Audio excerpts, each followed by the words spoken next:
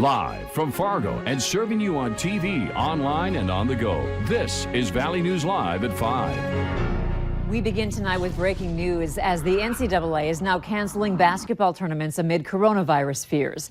This comes after several conference championship games were also canceled. Disneyland has also confirmed it will shut down operations amid growing coronavirus concerns.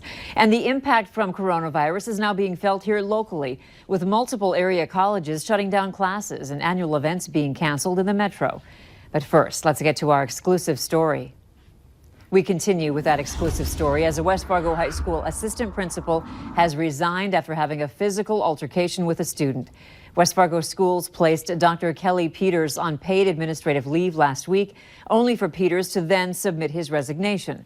Valley News Team's crime and safety reporter Bailey Hurley dug through some documents, and she joins us live in studio now with what unfolded at the school. Bailey? Andrea, what has West Fargo officials calling Dr. Kelly Peters' conduct excessive and aggressive all happened last Tuesday when a new student was walking away from a teacher, ignoring his prompts to come back to the library. Documents say Dr. Peters soon came upon the situation and tried to intervene, but the student continued to ignore Peters as well, walking past him and telling the assistant principal that he wasn't even a student at the school.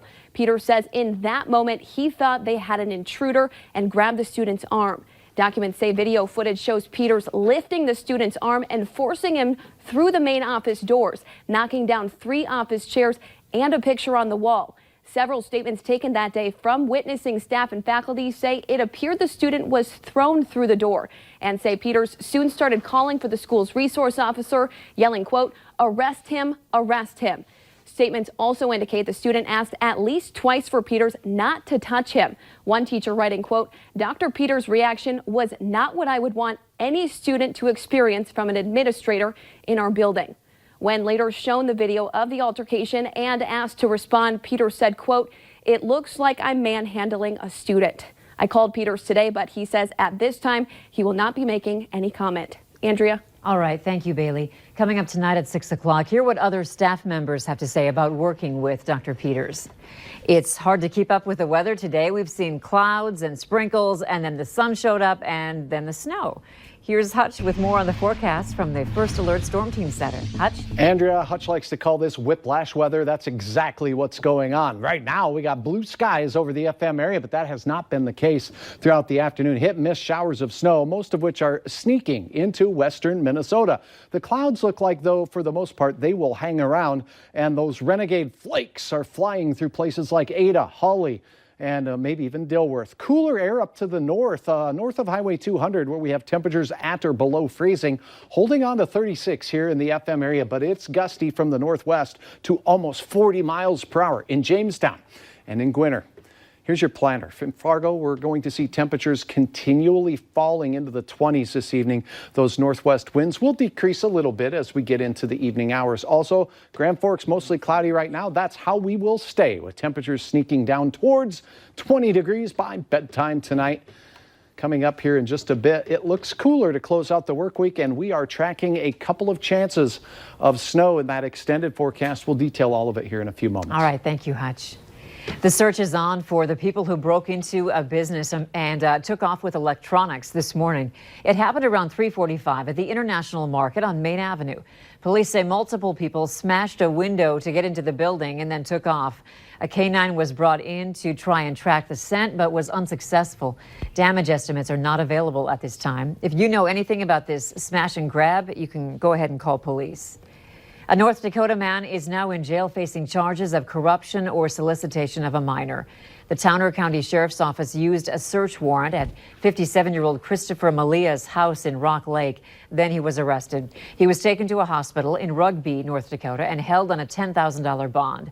The charge involves sexual contact with someone under the age of 15. Malia faces up to 5 years in prison and a fine of up to $5,000. I hope it's not a sign of this neighborhood going in a more dangerous direction. Parents, this next story may be one to pay attention to.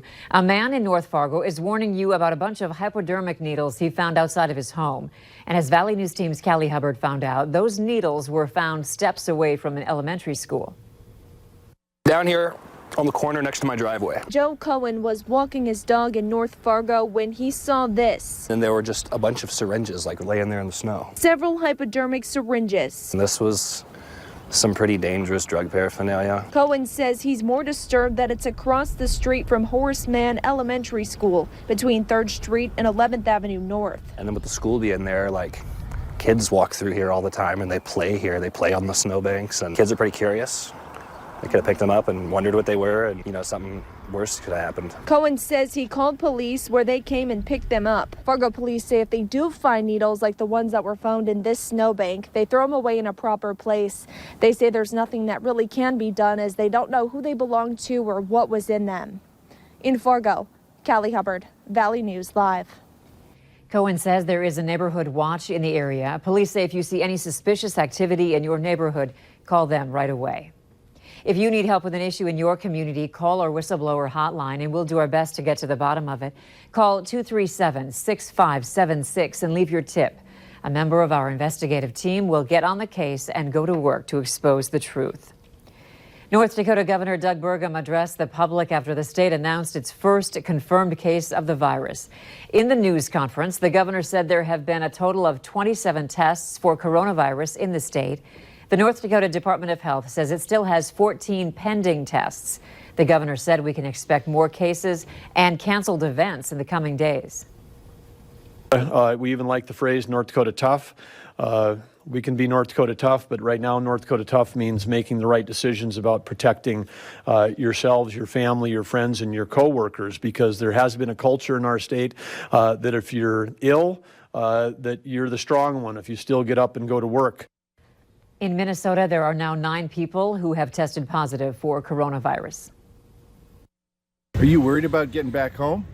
A little bit. I leave next Thursday here, so there's a lot can change between now and then. Warm temps, sunshine, and cool waves are a winning combination this time of year. For those of us in the upper Midwest, we're tired of winter and want the snow to go away. As Valley News Team's Mike Morgan found out during his getaway, staying healthy is a much larger issue during this year's trip.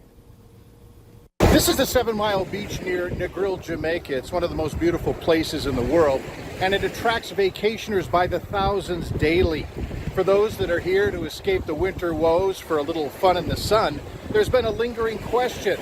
What's happening back home with coronavirus? There is a certain amount of me that says that we are doing as best we can right now. Bob and Carla Ropel of Erskine, Minnesota have been coming to Negril, Jamaica for some 20 years. They worry and are preparing that the return home might include a precautionary quarantine. Just in case. So you're prepared in case there's a quarantine? A little bit, yes. Probably not as much as we should have been. Dennis Klein is a Rolla, North Dakota native who, along with his wife Linda, have lived in the Seattle area for over 37 years. From the time they left the West Coast for here, there's been an underlying worry about how bad the situation would get back home and beyond. I have to travel through JFK and SeaTac, and I'll be on 2 different flights. And when I arrive home, Western Washington is in the middle of this.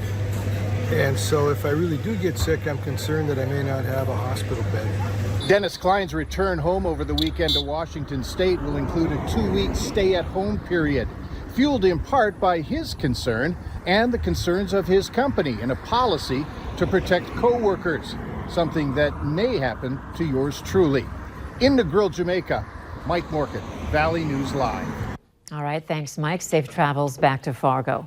3 local universities are now closing classrooms to try and slow the spread of coronavirus. Both UND and NDSU said students will not return to the classroom until April 6th, and that date could get pushed back. Both schools will use online classes. Minnesota State University Moorhead officials say they are suspending in-person classes also and say the change could remain until the end of the school year.